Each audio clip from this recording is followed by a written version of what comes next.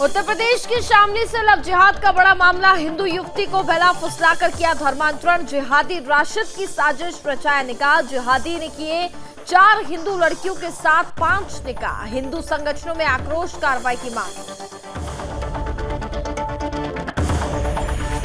उन्नाव में जिहादी ने तालिबानी तरीके से पीटा। एक बुजुर्ग को पेड़ से बांधकर पाइप व डंडों से बुरी तरीके से पीटा। पुलिस ने कार्रवाई के नाम पर लिखी एफआईआर।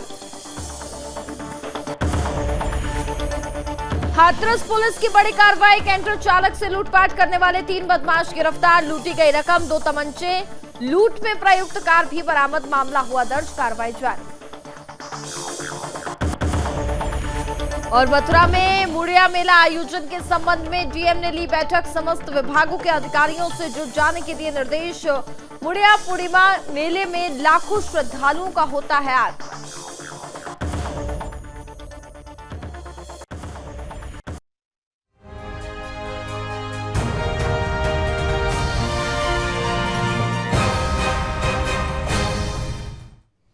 नमस्कार, मैं हूं आपके साथ कनिका अरोरा और आप देख रहे हैं सुदर्शन न्यूज। बुलेटिन की शुरुआत करेंगे इस वक्त की बड़ी खबरों के साथ। पहली खबर उत्तर प्रदेश के शामली से है, जहां पर शामली में लव जिहाद का एक बड़ा मामला सामने आया है, जहां एक हिंदू युवती को बहला फुसला करके धर्मांतरण करवा दिया गया। दरअसल ये पूरी घटना शामली जनपद के गांव आदमपुर की बताई जा रही है, जहां जिहादी राशिद ने एक हिंदू लड़की को अपने प्यार के झांसे में फंसाया, फिर उसके साथ निकाह कर लिया और फिर उसका जबरन धर्मांतरण भी करवा दिया। आरोप है कि जिहादी राशिद ने पहले में 5 निकाह भी कर चुका है, पहले भी 5 निकाह कर चुका है और अब बागपत जिले से अपहरण के बाद बाबरी थाने पर पहुंचे परिजनों ने बताया कि आरोपी ने एक मुस्लिम और 4 हिंदू लड़कियों को अपने जाल में फंसा करके निकाह कर चुका है और आरोपी द्वारा ये 6ठी लड़की को अपने जाल में फंसाया गया है।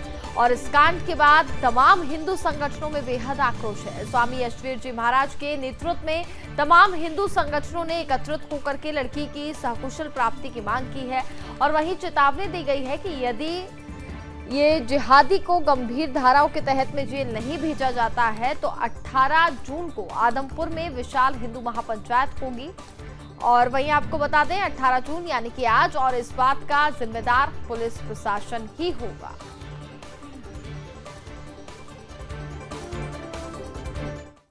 देखिए, ये तो आप लोगों को पता ही है कि पूरे भारत के अंदर लविंग जिहाद के नाम पर हिंदू लड़कियों को बहकाया जा रहा है, भगाया जा रहा है।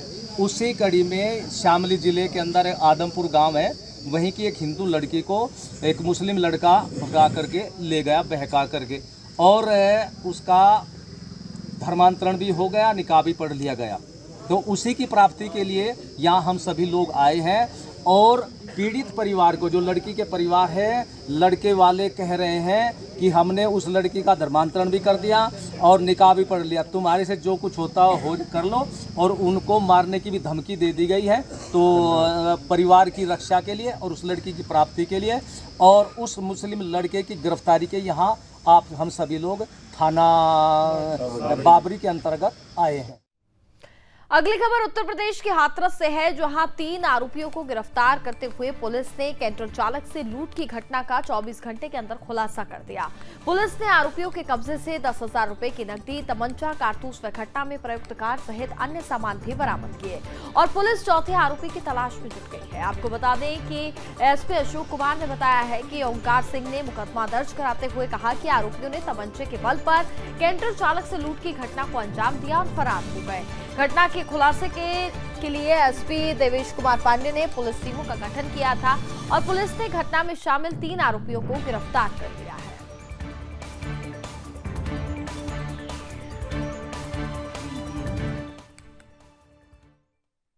15/16 जून की रात में एक सूचना मिली थी कि कैंटर से एक कैंटर गाड़ी की उसके ड्राइवर से लूट की गई है। इसमें एक काली गाड़ी जो थी और काली गाड़ी से 4 कार सवार बदमाशों ने कैंटर गाड़ी से लूट की है। इसकी सूचना पर तत्काल कार्रवाई करते हुए और उस पर घेराबंदी की गई और इस घटना का 24 घंटे के अंदर अनावरण किया गया है। ये बहुत अहम बात है। और इस घटना में लूटी भी 10,000 रुपये, उसका वादी का पर्स, आधार कार्ड और जो डस्टर गाड़ी जो उस घटना में उपयोग की गई थी। अगली खबर बुलंदशहर से है, जहां सिकंदराबाद औद्योगिक क्षेत्र में एक पति और पत्नी की हत्या कर लाश को घर में बंद कर फरार हो गया। पति ने अपनी पत्नी की हत्या कर दी और उसके बाद लाश को घर में बंद कर करके वो फरार हो गया। सूचना पर पहुंची पुलिस ने शव को कब्जे में लेकर के पोस्टमार्टम के लिए भेज दिया है। मौके पर पहुंची फॉरेंसिक टीम ने भी जांच पड़ताल की और दरअसल सिकंदराबाद कोतवाली के औद्योगिक क्षेत्र के गांव सावली में युवक राजू अपनी पत्नी रीता के साथ वहां पर रहता था। राजू के 5 साल पहले आपको बता दें कि रीता से शादी हुई थी और वहीं सीओ विकास सिंह ने बताया कि रीता के शव को पोस्टमार्टम के लिए भेज दिया है और घटना की जांच फिलहाल की जा रही है। उन्होंने ये भी बताया कि घटना की तहरीर मिलने पर रिपोर्ट दर्ज की जाएगी। आज दिनांक 17/6/2023 को सुबह समय लगभग 10:30 बजे एक महिला गांव शामली थाना क्षेत्र सिकंदराबाद में मर्डर की सूचना था। मौके पर थाना पुलिस द्वारा जांच करेगी तो एक महिला मृत अवस्था में थी। मृतका की पहचान रीता पत्नी राजीव पुत्री पृथ्वीराज सिंह के तौर पर हाल निवासी गांव शामली थाना सिकंदराबाद। मृतका के शव का फॉरेंसिक के बाद पुलिस द्वारा पोस्टमार्टम के लिए भेज दिया गया। अगली विधिक कार्रवाई पुलिस द्वारा परिवारजनों की तहरीर के आधार पर की जाएगी। वहीं एक और खबर सिकंदराबाद से आपको बता दें, जहां सिकंदराबाद इंडस्ट्रियल एरिया में मौजूद राज्य भंडार गृह पर सिकंदराबाद विधायक लक्ष्मीराज सिंह ने निरीक्षण किया तो पाया गया कि स्टॉक में कमी है और गंदगी के ढेर पर गरीबों का अनाज भी पड़ा हुआ है, जिसमें कंकड़, मिट्टी और गुटके खा करके लेबर ने गंदगी कर रखी है। और निरीक्षण के दौरान ना तो वहां के अधिकारी रजिस्टर में पूरी एंट्री दिखा पाए और वहीं विधायक के अचानक छापा मारने से अफरा तफरी का माहौल हो गया। वहीं विधायक ने जिलाधिकारी को अवगत कराया और रजिस्टर्ड सील करने का आग्रह भी किया है।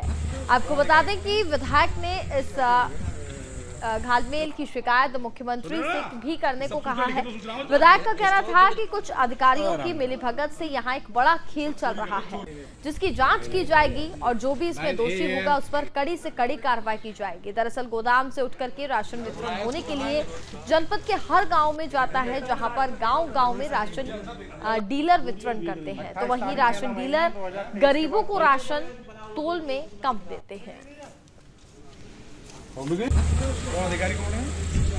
मुझे लिखित में सूचना आई मेरे पास कि यहाँ जो है गोदामों में गड़बड़ है, लोग यहाँ धांधलेबाजी कर रहे हैं और ये मोदी जी योगी जी का जो गरीबों के लिए राशन है उसकी चोरी कर रहे हैं लोग।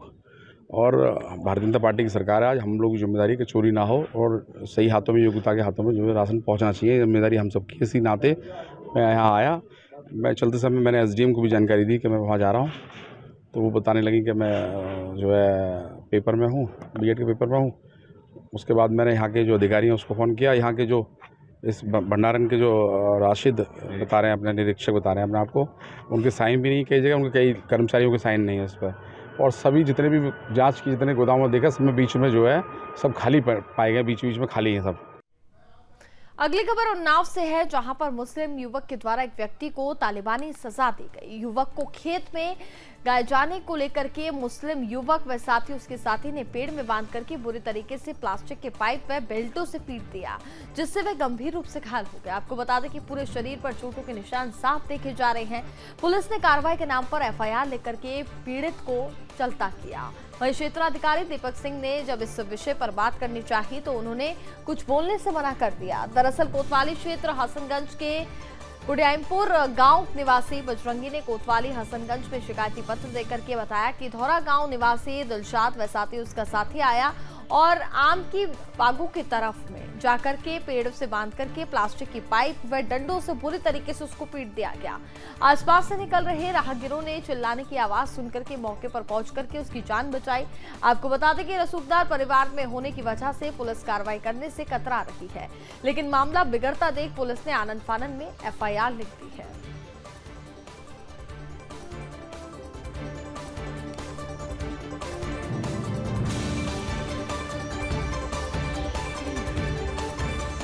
खबरों में आगे बढ़ेंगे। अब अगली खबर गाजियाबाद के लोनी से है, जहां पर अंकुर विहार थाना क्षेत्र में एक बिल्डिंग में देर रात करीब 1 बजे शॉर्ट सर्किट से आग लग गई और आग बिल्डिंग की निचली मंजिल पर बिजली के मीटर में लगी, जिसके कारण वहां खड़े दोपहिया वाहन और साथ ही 2 कार जल करके राख हो गए। निचली मंजिल पर खड़े वाहनों में लगी आग से ऊपर फ्लैट्स में भी धुआं फैल गया, जिससे अपार्टमेंट के अंदर मौजूद परिवार भी फंस गया। आग लगने की सूचना स्थानीय लोगों ने पुलिस और दमकल विभाग को दी और मौके पर ACP Rajnish Kumar Upadhyay police force और साथ ही दमकल विभाग की टीम के साथ वहां पर पहुंचे। पुलिस और दमकल विभाग की टीम ने सीढ़ियां लगा करके फ्लैट के अंदर फंसे लोगों को सकुशल बाहर निकाला। मौके पर मौजूद एसीपी भी हाथ में टॉर्च लेकर के दमकल विभाग की मदद करते हुए नजर आए और करीब 2 घंटे की कड़ी मशक्कत के बाद आग पर पूरी तरह से काबू पाया गया।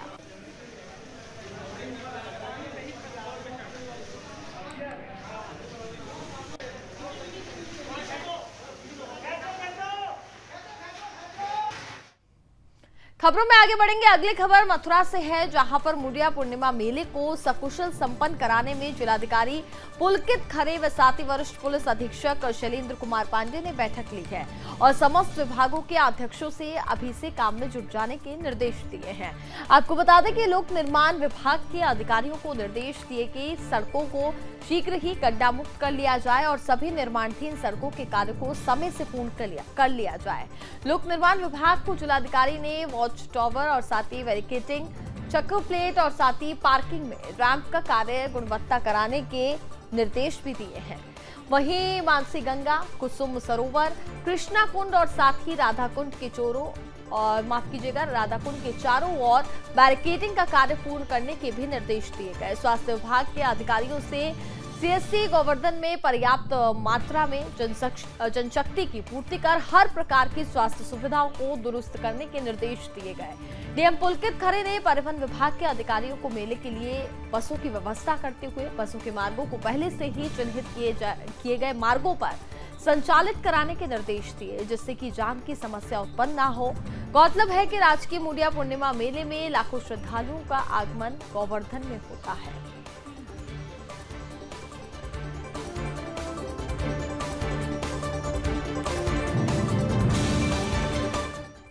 पहले भी मेरे द्वारा और हमारे द्वारा संयुक्त रूप से सभी अधिकारियों के साथ यहाँ पे मीटिंग ली गई थी। मुंडिया मेले की स्थिति देखी, जो श्रद्धालुओं के लिए है बालू डाली जा रही है कच्ची परिक्रमा पे, उसको भी मैंने स्वयं चल के देखा। उसके बाद अधिकारियों के साथ बैठक करी है और बैठक में अभी भी जो कमियां रह गई हैं एक समय सीमा तय करी गई है कि 25 तारीख तक और 24 तारीख तक भी कुछ काम होने हैं। लगातार इसका निरीक्षण कराया जाएगा। आप सभी डिप्टी कलेक्टर्स को सेक्टर बांट दिए गए हैं और वो अपने अपने सेक्टरों में एक एक चीज़ बारीकी से देखेंगे। 1-2 दिनों में पुनः आके इन चीज़ों का भौतिक निरीक्षण करना होगा। कुछ अधिकारियों को आज चेतावनी भी दी गई है जिनका काम अभी धीमे चल रहा है या शुरू नहीं हुआ है, और उम्मीद करते हैं कि समय से सभी व्यवस्थाओं को सुचारू करा देंगे। खबरों में आगे बढ़ेंगे। अगली खबर मध्य प्रदेश के टीकमगढ़ से है, जहां जतारा में आजादी के 75 सालों के बाद भी रेलवे लाइन नहीं पहुंच पाई है। जतारा नगर से Mauranipur railway station 30 kilometre, Tikamgarh railway station 40 kilometre और झांसी रेलवे स्टेशन 100 किलोमीटर दूर है और क्षेत्र के यातायात का एकमात्र साधन सड़क है। वैसे जतारा नगर में नगर परिषद, अतिरिक्त जिला एवं सत्र न्यायालय और साथ ही एसडीएम व एसडीओपी कार्यालय और साथ ही दर्जनों शासकीय एवं अशासकीय संस्थाएं कार्यरत हैं। इसके साथ ही लगभग 60 ग्रामों के व्यापार भी जतारा नगर से लगे हुए हैं और वहीं क्षेत्र के सामाजिक कार्यकर्ता रामरतन दीक्षित ने मांग को लेकर के हजारों लोगों के हस्ताक्षर युक्त ज्ञापन केंद्रीय मंत्री वीरेंद्र खटीक को देने के लिए एक जोरदार मुहिम चालू की है। इस क्षेत्र की जनता का साफ कहना है कि वर्तमान में केंद्र एवं प्रदेश में भारतीय जनता पार्टी की सरकार है और हमें रेल यातायात से तुरंत जोड़ने की पहल की जाए और अन्यथा इस क्षेत्र के लगभग 60 ग्रामों की जनता विशाल आंदोलन करने के लिए तैयार है।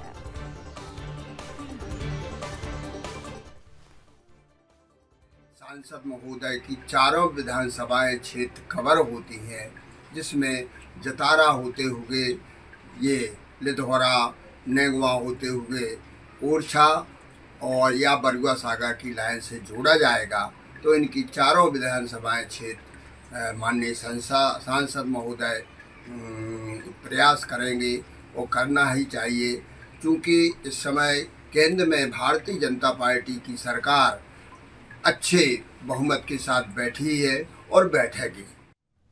अगली खबर कर्नाटक के चिकोड़ी से है, जहां पुलिस ने पत्नी के झगड़े से तंग आकर के अपनी तलाकशुदा पत्नी की हत्या की साजिश रचने वाले आरोपी को गिरफ्तार कर लिया है। आरोपी सचिन को शक था कि उसकी पत्नी के किसी और से अवैध संबंध है, जिसके चलते उसकी पत्नी हर्षिता का 15 दिन पहले ही तलाक हो गया था। इसी के चलते सचिन ने अपनी तलाकशुदा पत्नी को मारने के लिए देसी पिस्तौल खरीद ली और वह मरीज रेलवे स्टेशन पर संदिग्ध रूप से घूम रहा था। आपको बता दें कि पुलिस ने सचिन को हिरासत में लेकर के पूछताछ की तो पता चला कि उसके पास से पिस्टल बरामद हुई है और पूछताछ के दौरान सचिन ने अपने द्वारा रची गई साजिश के बारे में भी पुलिस को जानकारी दी। उसने दावा किया कि उसने अपनी पत्नी को मारने के लिए पिस्तौल खरीदी थी। और वहीं मीरज के गांधी चौक पुलिस ने तुरंत मामला दर्ज कर सचिन को गिरफ्तार कर लिया है। वहीं सचिन से तलाक ले चुकी हर्षिता ने भी चिकोड़ी पुलिस में शिकायत दर्ज कराई। फिलहाल पुलिस ने आरोपी को गिरफ्तार कर लिया है और आगे की कार्रवाई जारी है।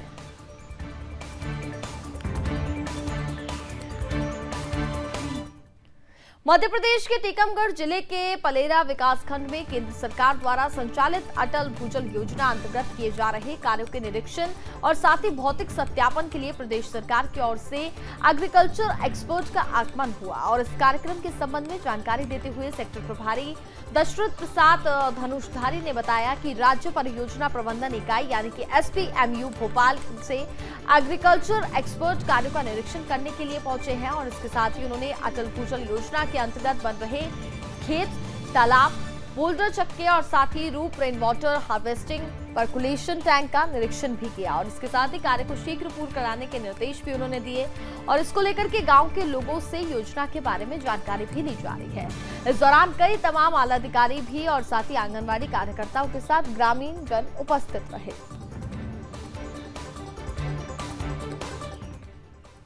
आज केंद्र सरकार की ओर से जो हमारे विकासखंड पलेरा में अटल भूजल योजना अंतर्गत जो कार्य किए जा रहे हैं, इसका निरीक्षण एवं भौतिक सत्यापन हेतु माननीय मौर्य जी का आगमन हुआ और इनके द्वारा किसानों के साथ बैठ के वार्तालाप एवं जो अटल भूजल योजना अंतर्गत स्ट्रक्चर निर्माण किए जा रहे हैं उनका भौतिक सत्यापन किया गया। साथ ही साथ अधिकारी कर्मचारियों को निर्देशित किया गया कि जो भी कार्य हैं वो अतिशीघ्र समय रहते पूर्ण किए जाए। स्वतंत्रता संग्राम की प्रथम वीरांगना झांसी की रानी लक्ष्मीबाई का बलिदान दिवस इस बार ग्वालियर में पूर्व मंत्री जयवान सिंह पवैया पुराने तेवर में ही मनाएंगे। बीते 3 सालों में राजनीतिक कारण कहें या कोरोना गाइडलाइन की बंदिश, तो वहीं अब मेला का स्वरूप बदला हुआ नजर आएगा। आपको बता दें कि पूर्व मंत्री ने इस बार भव्य तैयारियां करवाई हैं। वीरांगना के बलिदान की 165वीं वर्षगांठ पर उनकी समाधि के समक्ष 17 व 18 जून को 2 दिवसीय वीरांगना बलिदान मेला आयोजित किया जा रहा है। और इस दौरान क्या कुछ कहा, जरा उन्होंने, आप सुनिए।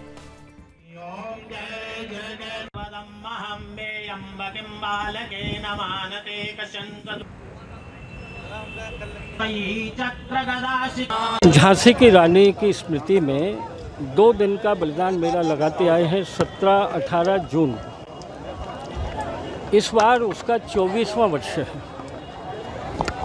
तो 17 तारीख को हमने ग्वालियर के बालकों के लिए शहीदी सामान्य ज्ञान और चित्रकला प्रतियोगिता रखी है और शाम को झांसी के दुर्ग से बुंदेली युवा शहीद ज्योति लेकर ग्वालियर के लिए आएंगे। और इसी के साथ फिलहाल इस बुलेटिन में बस इतना ही। आप देखते रहिए सुदर्शन न्यूज। जय हिंद।